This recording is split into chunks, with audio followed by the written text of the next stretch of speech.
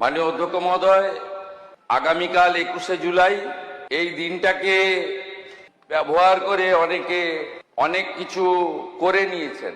শুধু রাজনৈতিক পদ বা সরকারি ক্ষমতা নয়, ব্যক্তিগত বিষয় সম্পত্তি, আমেরিকায় গিয়ে চোখের চিকিৎসা, চার্টার ফ্লাইটে ঘোরা, হরিশ চ্যাটার্জি হরিশ মুখার্জি স্ট্রিটে 38টা প্লটের মালিক হওয়া, অসংখ্য প্রাসাদের মতো বাড়ি তৈরি করা, অনেক অনেক কিছু করে নিয়েছেন। কিন্তু 21শে জুলাই কি হয়েছিল, কেন হয়েছিল, কারা করেছিল, পশ্চিমবাংলার 11 কোটি জনতা জনার্দন এখনো জানতে পারল না। কমিশন অনেক আগে রিপোর্ট দিয়েছে। বিচারপতি Sushanta Kumar Chatterjee commission of inquiry স্বরাষ্ট্র রাজনৈতিক দপ্তরের বিজ্ঞপ্তি নম্বর 6256 P/44/12/11 তারিখ 4/11/2011 রাজ্য সরকার কর্তৃক গঠিত 1993 সালের 21শে জুলাই মহাকরণ অভিযানের তদন্ত। কমিশনের পর্যবেক্ষণ সুপারিশে পরে আসার আগে এই কমিশন কাদের কাদের ডেকেছিল? মোট 44 জনকে ডেকেছিল।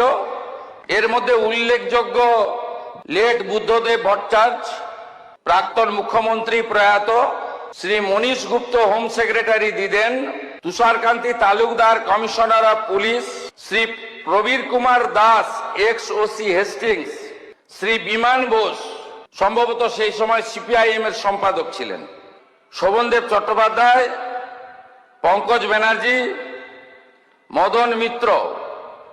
সবচেয়ে বড় যিনি সাক্ষী হিসেবে নিজেকে দাবি করেন, প্রাক্তন মুখ্যমন্ত্রী মমতা বন্দ্যোপাধ্যায়কে কমিশন ডাকার প্রয়োজন মনে করেনি। হয়তো আলাদা করে বলে দিয়েছিলেন যে আমাকে ডাকবেন না। একজন রিফিউজ করেছিলেন যে আমি সাক্ষী দিতে যাব না, প্রাক্তন অপোজিশন লিডার প্রয়াত পঙ্কজ ব্যানার্জি। তিনি বলেছিলেন and gave a statement to the media that I believe that the person solely responsible for the firing was none other than the Home Secretary Monish Gupta. But the culprit has been given a berth in the Mamata Banerjee cabinet. It is quite apparent why the commission could not take his name or hold Monish Gupta responsible. The commission did it under the direction of the powers that be. এই স্টেটমেন্টটা উনি দিয়েছিলেন Times of India 1/1/2015। Commission যে মূল observation গুলো দিয়েছে, আইন অনুযায়ী প্রয়োজনীয় যথাযথ নির্বাহী তদন্ত এক্সিকিউটিভ ইনকোয়ারি হয়েছিল বলে কমিশন মনে করে না। সম্পূর্ণ নির্বাহী তদন্ত প্রক্রিয়াটি ন্যায্য, যথাযথ, সরল বিশ্বাসে সম্পন্ন হয়েছে বলে প্রতীয়মান হয় না। নির্বাহী তদন্তের রিপোর্ট এবং সংশ্লিষ্ট অন্যান্য রিপোর্টের অনুপস্থিতি বিচার বিভাগীয় পর্যালোচনার আওতার বাইরে চলে গেছে। ফলে পুলিশি গুলিচালনার যথার্থতা প্রমাণিত হয় না। তৎকালীন পুলিশ কমিশনার প্রকাশ্যে অস্বীকার করেছেন, বিতর্কিত করেছেন এবং কার নির্দেশে পুলিশ গুলি চালানো হয়েছিল সেই প্রকৃত তথ্য প্রকাশ করতে অস্বীকার করেছেন।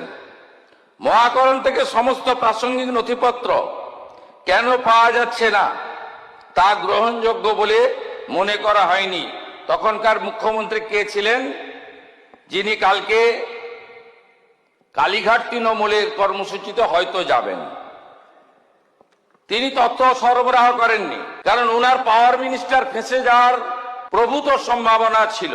রাইটার্স বিল্ডিং আক্রমণের আশঙ্কা কাল্পনিক ছিল।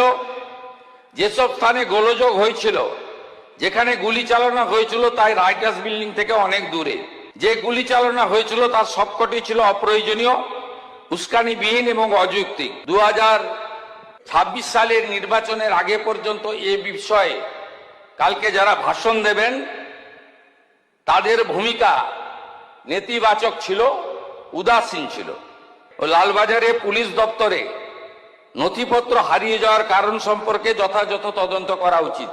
এক্ষেত্রেও আপনারা আপনাদের দায়িত্ব পালন করেননি। যে সমস্ত ভুক্তভোগী মারা গেছেন, যে সমস্ত ভুক্তভোগী আহত হয়েছেন, তারা ক্ষতিপূরণ পাওয়ার যোগ্য, কারণ তারা একটি আন্দোলনে অংশগ্রহণ করার জন্য কষ্ট ভোগ করেছেন। মৃত ভুক্তভোগীদের শহীদ হিসেবে গণ্য করা উচিত। কমিশন যে 12 জনকে পোস্টমর্টমের পরে চিহ্নিত করা হয়েছে, তাদের পরিবার, তাদের প্রত্যেককে 25 লক্ষ করে টাকা আর আহতদের 5 লক্ষ করে টাকা দেওয়ার সুপারিশ করছে। কি করেছেন আপনারা?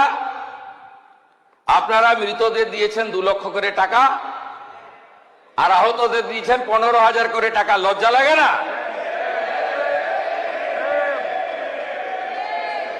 আপনারা নিহতদের দিয়েছেন 2 লক্ষ করে টাকা আর আহতদের দিয়েছেন 15,000 করে টাকা, আর কমিশন বলেছে নিহতদের দিতে 25 লাখ করে টাকা, আহতদের 5 লক্ষ করে টাকা। এরপরেও আপনারা এইসব করেন। আমি এই রিপোর্ট পেশ করে আহত এবং ক্ষতিগ্রস্ত পরিবারকে বলবো, আপনারা যদি ফ্রেশ এফআইআর করতে চান, সে সুযোগ বর্তমান সরকার দেবে। আপনারা যদি কমিশনের সুপারিশ মতো ক্ষতিপূরণ বর্তমান সরকারের কাছে চান, মুখ্যমন্ত্রী রিলিফ ফান্ড থেকে আমি সেই ক্ষতিপূরণ দেব।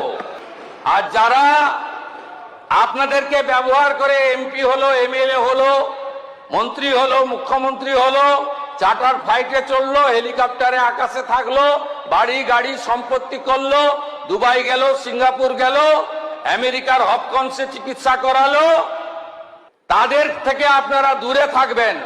সাথে সাথে আমি এই হাউসকে বলছি যে আমাদের কাছে আরো বেশ কিছু তথ্য আছে, আমরা প্রয়োজন মতো সেগুলো প্রকাশ করব।